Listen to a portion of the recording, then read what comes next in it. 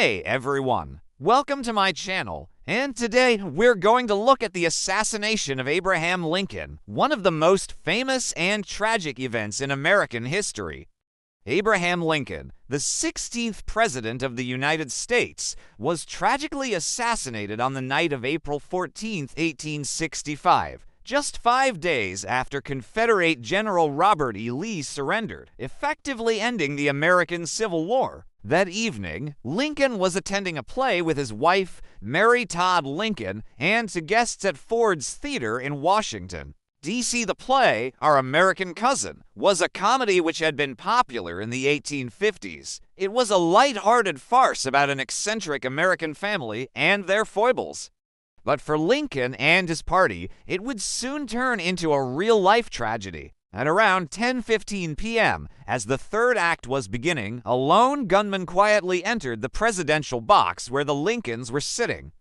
This was no ordinary man. It was John Wilkes Booth, a well-known actor who had become a passionate supporter of the Confederacy and its president, Jefferson Davis. He had chosen this moment to carry out a plan he had been working on for months: assassinate President Lincoln and kidnap his vice president, Andrew Johnson. Booth believed that killing Lincoln would not only avenge the South's defeat in the Civil War, but also revive the Confederate cause. As Lincoln sat in the box with his back to the stage, Booth crept closer. He had a small pistol concealed under his coat. With a single shot, he fired into the back of the president's head. The crowd gasped as Lincoln slumped over in his seat. Booth then leapt onto the stage and shouted, "Sic semper tyrannis," which is Latin for "thus always to tyrants." He turned and fled through the back of the theater, breaking his leg in the process. The play was over. People in the audience were stunned and confused. Some thought it was part of the play, others were unsure what had happened. But when the commotion died down, it became clear that President Lincoln had been shot. He was carried across the street to the Peterson boarding house, where doctors did everything they could, but the wound was fatal. Lincoln never regained consciousness and died the next morning at 7:22 a.m. on April 15, 1865. News of the assassination spread quickly throughout the country. People were shocked and outraged. Lincoln's death plunged the nation into mourning. Flags were lowered to half-staff, and people began to gather at the White House to pay their respects. Meanwhile, a massive manhunt was underway for Lincoln's assassin, John Wilkes Booth. He had managed to escape from Washington, D.C., and had been hiding out in a tobacco warehouse on the outskirts of town. But his leg, broken during his escape, became infected, and he began to run a high fever.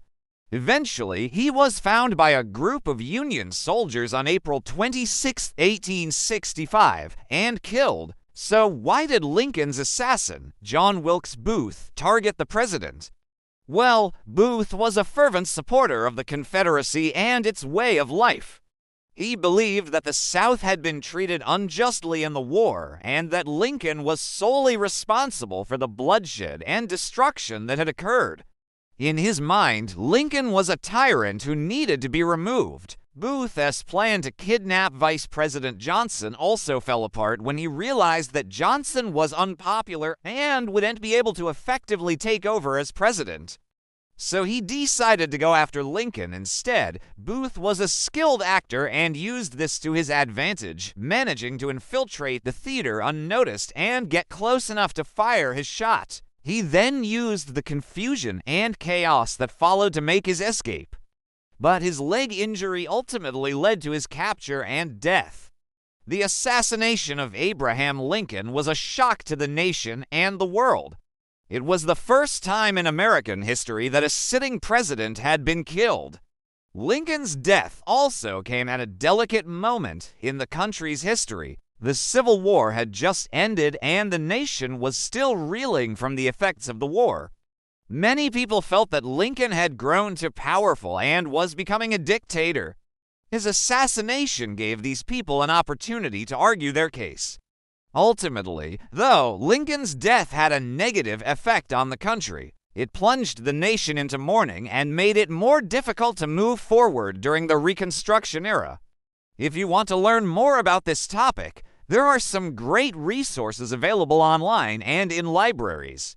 And if you enjoy learning about history through timelines, be sure to check out my other videos. Thanks for watching.